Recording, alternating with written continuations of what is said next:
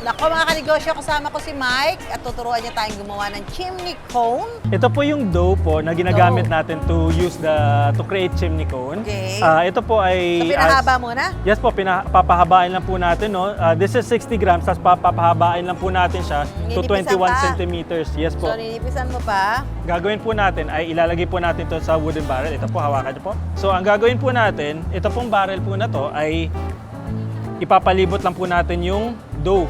Simulan po natin dito sa tip. Okay, dito. Yes po.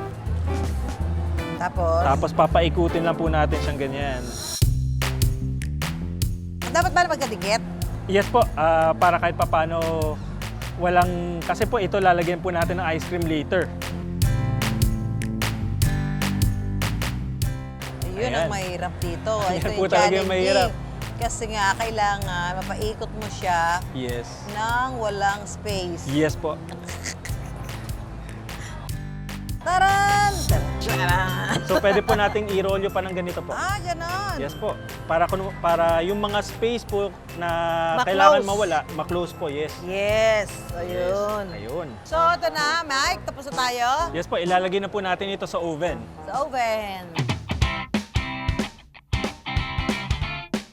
Matapos ang ilang minuto, So, ganito na itsura niya pag naluto. Soft siya, pero syempre, bango. Luto.